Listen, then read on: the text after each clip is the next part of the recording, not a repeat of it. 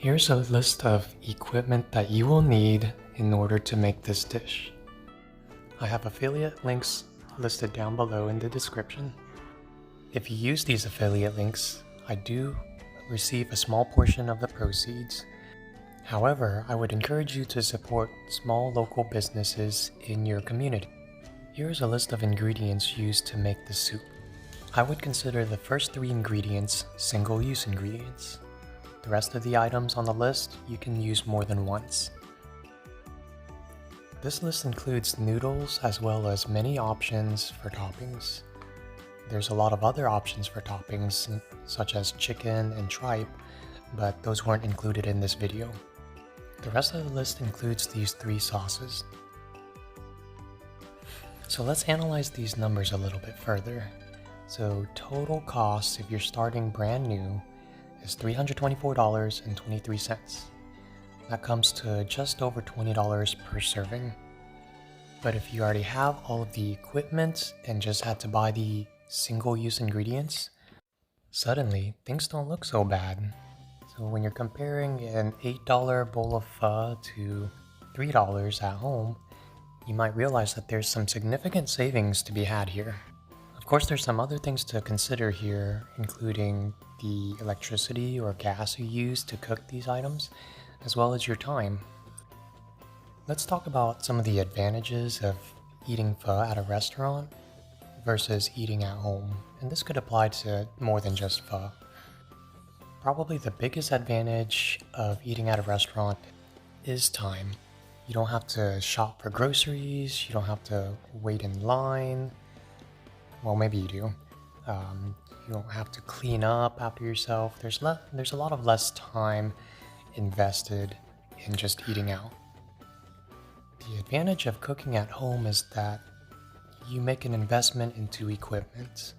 And yes, you can call it an investment because you're going to save money over time. You're going to make money in the form of savings. Not only are you investing in equipment, but you're also investing in yourself and your skills. You just never know when a certain skill might come in handy. Other advantages of cooking at home include having a sense of achievement, having fun while you're cooking, collaborating with others.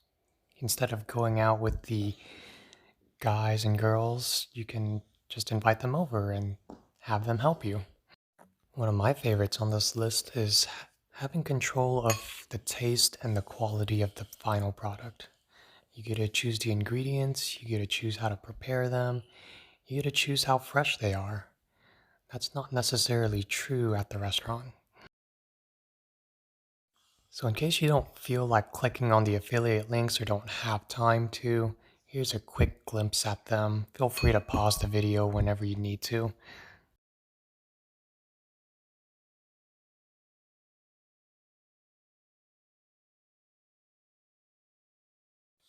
Most of the ingredients in this video were purchased from Pan Asia.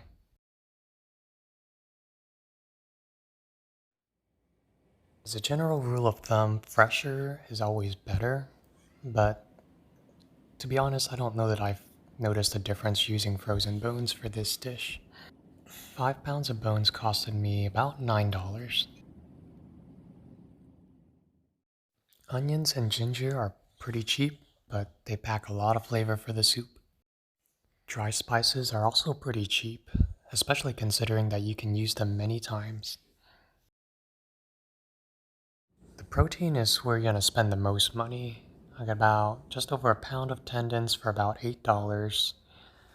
The beef meatballs, I didn't catch the price and I don't remember it, but I believe it's around $7.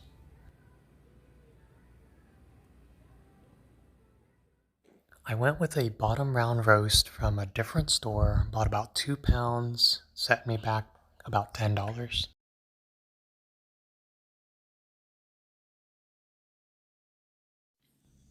Bean sprouts were pretty cheap, $1.52. This bag was more than I needed.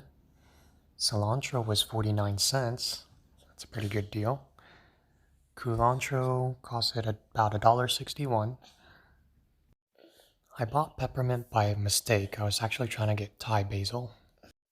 Green onions were 49 cents, but they ran out.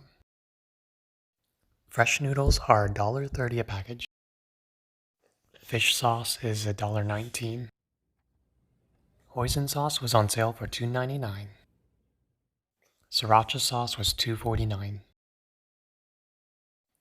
Limes were 29 cents a piece. So now let's talk about some of the critique that I received from making this dish. I also give a response to each of these concerns. The first was that the soup did not have the full flavor of the bones, and that I should have added the last 1 pound of bones. This was with the first bowl of pho that we ate. The soup continues to develop flavor over time, so it might take longer than 8 hours if you want the full flavor of the soup. Usually when we eat it for the second time, it tastes a lot better. The next one was that the smell or the taste of the spices was too strong. I'll take the blame on this one because when we took out the spice ball, there were definitely about a dozen star anise in there. There should only be 4 to 5 stars. Number 3, the tendons were too well done. This one is a matter of personal preference. Some people like a bit more bite in their tendon. For me personally, I do like it soft like it was, but admittedly, I didn't plan on cooking it for 6 hours. I actually planned for only 3. Number 4, the vegetable toppings were wrong. This is definitely not the first time that I did this, and I'm not sure why I can't seem to get it right. Usually when I make this mistake, I will buy mint leaves instead of Thai basil. This time, however, I bought peppermint leaves instead of Thai basil. I don't know why, but I just can't get it right. Okay, so let's wrap this up with some final thoughts. In my opinion, pho generally tastes better at home, especially when I make it, because I know what goes into it, I know when it was made, I know what to expect. Some of the things that I have noticed at a restaurant is that the soup might not be fully developed, or the meat might not be very fresh, and you can tell when you see this shiny shimmering on the meat that is kind of rainbow colored. That's a sign that the meat's kind of old. The vegetable toppings might seem kind of dry or limp or shriveled up. So for me, it just hasn't always been a perfect experience. And that's not to say that I always have a perfect experience at home, but at least at home, I can explain why. I'll know that, my vegetables are about 2 to 3 days old and maybe it's time to put the rest of the soup into the freezer. Another thought is that you can customize your bowl to exactly how you want. If you've eaten at many different pho restaurants like I have, you might notice that their special, their pho đặc biệt, is different from restaurant to restaurant. And that's fine. Everyone has their own definition of what a special bowl is, but there's just not that consistency. I always order the special when I go out to eat, but if I go somewhere new, there's a chance that I might not be getting what I expected. The fourth point I wanted to make was ingredient control. You don't know what the restaurants are using. Some places might use ingredients like MSG, and I'm not saying that they do or they don't, but I'm saying that you don't know that they do, and for me, I usually just assume that they do unless they say that they don't. And lastly, you can have it in the privacy of your own home. Not that I'm afraid to go out or anything, but if it's a rainy day, or if it's snowing, or if you're snowed in, or if there's some kind of pandemic outbreak happening, or maybe you live in a smaller town where there's only one restaurant that makes this dish, and maybe for whatever reason you don't like going to this restaurant. Or maybe your small town doesn't even have a pho restaurant that you can even go to. Well, lucky you, you know how to make this dish and you have some frozen stash in your freezer. Well, it's a good day to pull out your leftovers from the freezer, reheat it, and enjoy a nice bowl of pho. Okay, I think that's it. Thank you guys so much for watching, and until next time. Thank you for watching. Next time.